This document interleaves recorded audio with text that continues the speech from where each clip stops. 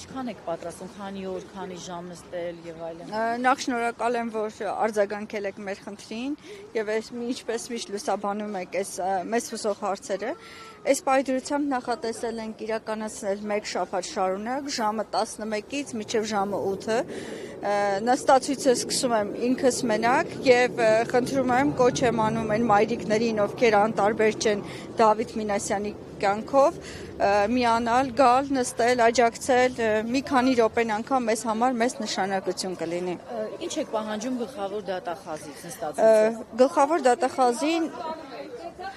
օրեր առաջ ուղարկվել է։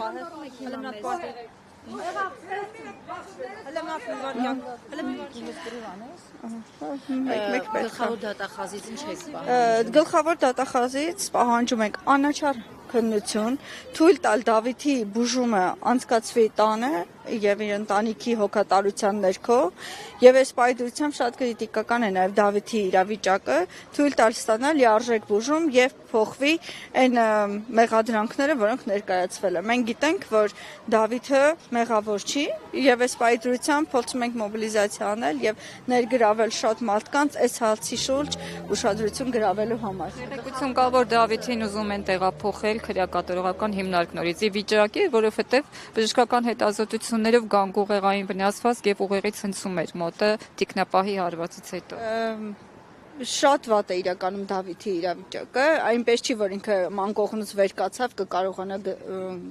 տեղափոխել քրեական կատարողական հիմնարկ։ Մեր նպատակը նաև դա է խոչընդոտել, որպեսզի Դավիթը ստանա լիարժեք բուժում հիվանդանոցում մինչև այն պահը, որ ի վիճակի կլինի ենթարկվել դատախազության հրամանին։ Սաիդա, գլխավոր դատախազը դատախազությունը անցած շաբաթ մերժեցին ազատ արձակել։ Այդ դեպքում այստեղ նստացույցի ինչքանով կփորձի փոխել նրանց տեսակետը։ Իրականում շատ լիահույս եմ, որ հնարավորություն կունենանք ազդել իրավիճակի վրա։ Այստեղ միայն նպատակային է, որ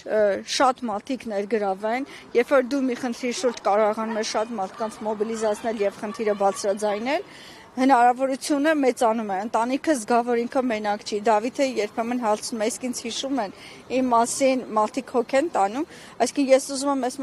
մեսեջը հասնի հիվանդանոց, հասնի Դավիթին, հասնի ընտանիքին, որ իրենք զգան մենակ չեն եւ ես միշտ այն սկզբունքով եմ առաջնորդվում, այսօր Դավիթն է, վաղը մենք մեր յուրաքանչյուր երեխա կարող է հայտնվել իրավիճակում եւ մենք էլ ապահովագրված չենք, այնպես որ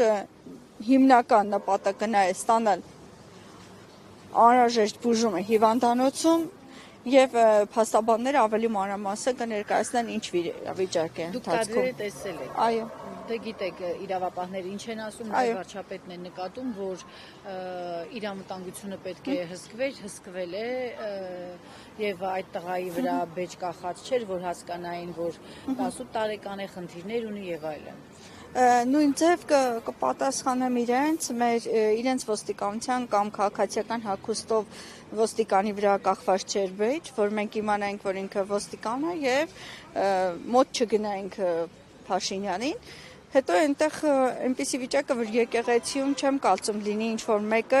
որ պատրաստ էր ինչ-որ վնաս հասցնել Փաշինյանին, ավելի շատ մենք կմտածենք այնտեղ գտնվող մարդկանց մասին, քան իր առողջության մասին։ Երեխաների մասին ով հոգ պիտի տանի, Սաիդա։ Երկու հարցին կարող եք պատասխանել։ Երեխաների մասին այս ընթացքում բաղով եք տանում։ Կամ ձեր գործերից կտրվում եք ցուրտ է։ Հա, շատ ցուրտ է, բայց ես ինձ ամեն վարքյան պատկերացնում եմ Դավիթի մայրիկի տեղում 4 բալիկներին իհարկե մեծ միքը 3-ին մակապարտեզ, 3-ին դպրոց, 1-ին մակապարտեզ եւ տատիկները հոգ կտանեն հորաքույրը, ինչպես որ միշտ աջակցում են ինձ։ Իհարկե շատ դժվար է, բայց այլ տարբերակ այս պահին չեմ տեսնում, որպես մայր իմ աջակցությունն եմ հայտնում Դավիթի մայրիկի։ Ինչու մնալու եք այս։ Այո։ Սայդա ջան, ուզում եմ անդրադառնանք այս պահին Դավիթի վիճակին եւ ինչ գիտեք այս պահի։ Գիտեմ, որ վիճակը էլի շատ վատ է, իհարկե ձեռքերի կապտուկները եւ այլն դրանք անցել են, բայց այն, որ ինքը իրեն լավ չի զգում, այդ սալջալ թե ուղեղի ցնցում է ստացել, դա արդեն մեծ խնդիր է եւ երկարատև բուժման արդյունքում կկարողանանք արդյունք տեսնել։ այնպես որ Դավիթը այս պահին միանշանակ պետք է մնա դեռ հիվանդանոցում։ Որտեղ եք նստելու Սաիդա։ Այստեղ են թույլ տալու նստել, հուսով եմ, թույլ կտան եւ աթոռ տեղադրել եւ եթե դեմ չեն լինի մեկ ցուցանակ գոնե Դավիթից, որպեսզի մարդկանց ուշադրությունը գրավեն։ Հա, շնորհակալ եմ շատ։ Շաբաթվա մասով էլի հարցը, ինչ որ հատուկ բան կա, որ հենց Մեկ շաբաթ մինչև 17-ը դուք գիտեք նախատեսվում է, դրա համար մենք այստեղ ենք լինելու մեկ շաբաթ շարունակ, իսկ ընթացքում ընթացքը ցույց կտա։ Եթե ինչ որ իրավիճակ փոխվի, որ մեզ գոհացնի, մեկ շաբաթ չենք նստի։ Եթե չգոհացնի, ապա միանշանակ մեկ շաբաթ։ ասում են, որ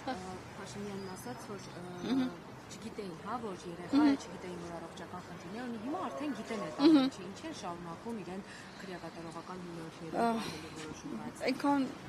բաց հարց եք տալիս։ Այդ հարցին երևի անգամ իրենք չեն կարող պատասխանել։ Ուղղակի, եթե ինքը այդպիսի հավատացյալ մարդ է, հավատում է Աստծուն եւ եկել էր աղոթելու սիրտը բանալու Աստծո առջև, այս պարագայում ես կոչ եմ անում իր գթությանը, եթե ինքը այդքան աստվածավախ է, ավելի մեղ վարվեն Դավիթի հետ եւ թույլ տան գոնե տանը իրականացնեն բուժումը եւ հոգ տանի մայրիկի իր մասին։